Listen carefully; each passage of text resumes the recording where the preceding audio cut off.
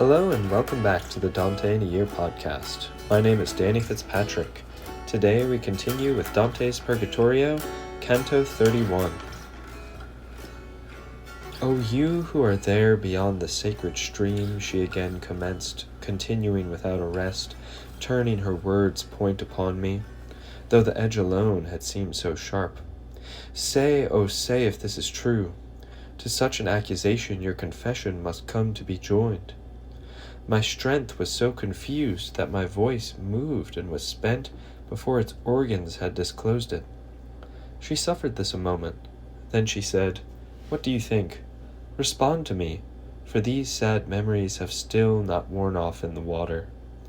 Confusion and fear mixed together pressed such a yes from my mouth as one without sight could not have understood. As a crossbow breaks when cord and bow are shot with too much tension, and the shaft hits the mark with lessened intensity, so I broke below the grave cargo, disgorging tears and sighs, and my voice was set slowly upon its passage.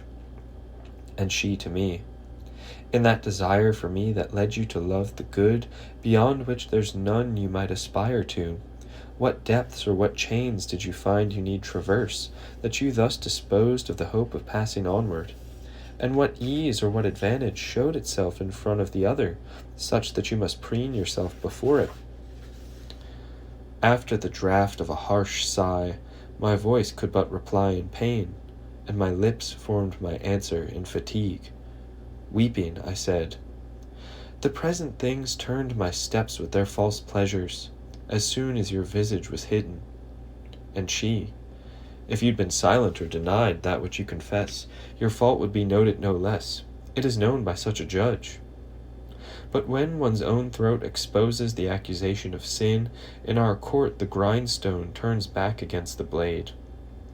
All the same, that you might a moment bear the shame of your error, and might another time, hearing the sirens, be stronger, put down the seed of weeping and listen. Then you'll hear how my sepulchred flesh should have moved you the contrary way. Never did nature or art present to you pleasure as much as in the lovely limbs in which I was enclosed, and which are spread upon the earth. And if the sum of beauty so failed you through my death, what mortal thing would then have drawn you on in its desire? You ought well, from the first shaft of the false things, have risen upward after me, who no more knew such lies. You ought not have let your wings wax heavy to await some further fault, whether a loose girl or other novelty with such brief use. New eaglets await 2 or 3 attempts, but the net spread and the shaft shot in vain before the eyes of the plumed bird. As little ones, burning with shame, stand mute with eyes to the earth, listening and recognizing themselves and repenting, so did I stand, and she said, "When you sorrow in listening, lift your beard, and you will take deeper sorrow in seeing. Robust oaks are uprooted with less resistance, whether by the northern wind or by that from the land of Iarbas, than that my chin presented to her command. And when through the beard she called for my face, I recognized the venom of her argument. And as my face relaxed, the eye discerned those primal creatures had paused in dispensing their flowers, and my eyes, still little secure, saw Beatrice turn toward the creature that's one sole person in 2 natures. Below her veil and over the river she seemed to me to surpass herself of old, more than she'd surpassed the others here when among them. There the nettle of repentance so pierced me, that all those other things that had turned me most to their love were now made most my enemies.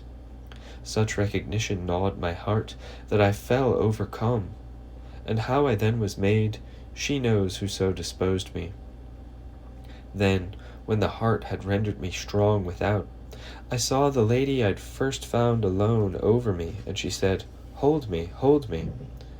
She'd drawn me into the stream up to the throat, and dragging me after her went over the water light as a skiff. When I was near to the blessed shore, I heard "Asperges me," so sweetly I can neither remember it nor write it. The beautiful woman opened her arms, She embraced my head and submerged me where I had to engulf the water. Then she lifted me and bore me bathed into the dance of the four beauties, and each covered me with an arm. We are nymphs here, and in heaven we are stars. Before Beatrice descended to the world, we were ordained for her as handmaids. We will bear you to her eyes, but the three there who gaze on greater depths will sharpen yours for the joyful light that's within them. Thus they commenced their singing, and then they led me to the breast of the griffin, where Beatrice stood turned toward us. They said, "Don't spare your sight. We've put you before those emeralds whence love once drew you with his arms." 1,000 desires burning more than flame bound my eyes to those radiant ones, which stayed set solely on the griffin. As the sun in a mirror, no otherwise did the doubled beast burn within them, now with the one, now with the other nature. Think, reader, how I must have marveled when I saw the thing stay simple in itself, while in the idol it was thus transmuted. While my soul, astonished and filled with light, tasted of that food that's satisfying of itself, yet sets us to hunger for it, showing themselves of a higher tribe in their acts, the other three fared ahead, dancing to their angelic score. "Turn, Beatrice, turn your sacred eyes," as went their song, "to your faithful one who, to see you, has passed so great a space. By grace, give us the grace of unveiling to him your mouth, so that he might discern the second beauty you conceal. O splendor of the living light eternal, who's been made pale below the shadow of Parnassus, or has drunk in its cistern, who'd not appear to have his mind encumbered, attempting to render you as you appeared there where heaven, harmonizing, veiled you, when you resolved yourself in the open air." Thanks for joining me for another episode of the Dante in a Year podcast. See you next time for Dante's Purgatorio, Canto 32.